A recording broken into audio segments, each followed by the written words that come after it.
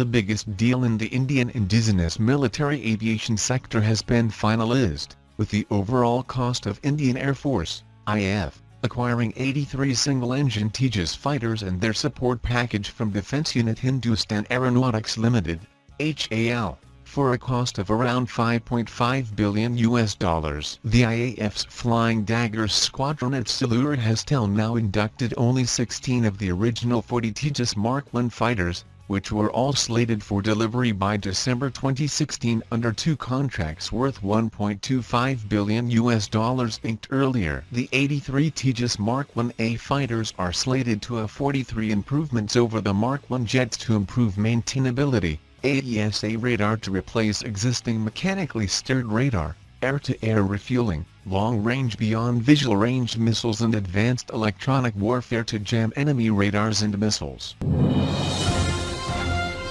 The U.S. military sent a P-3C anti-submarine hunter to patrol south of Taiwan, the second day in a row that the U.S. Air Force has deployed aircraft near Taiwan after Chinese jets earlier this week flew missions that circled the nation. An American P-3C aircraft took off from U.S. Kadena Air Force Base, Japan, this morning. It headed to about 130 kilometers to 148 kilometers south-southwest of Uluwampi and afterward returned to Kadena. A Taiwanese legislator posted. U.S. Pacific Air Force's spokeswoman said that the U.S. Air Force flew two B-52 bombers and an MC-130J commando tanker near the Taiwan Strait after Chinese naval and air forces flew over the island twice this week. Taiwanese F-16 jets scrambled to monitor the movement of the Chinese military planes, which briefly crossed the median line of the Taiwan Strait, prompting verbal warnings. The U.S. Air Force is responding to China's military threats against Taiwan,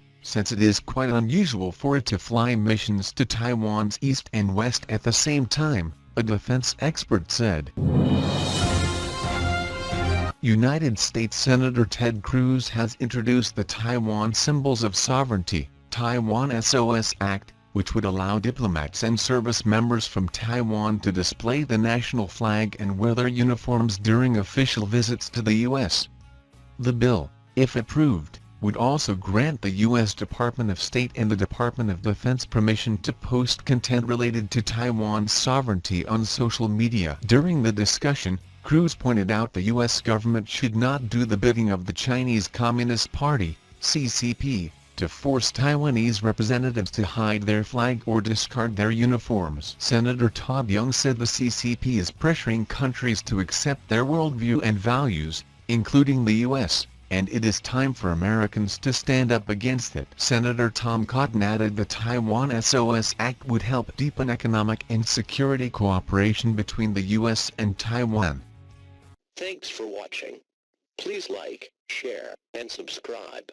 If you like the channel and want to support, please support on Patreon or PayPal. The details are given below in the description.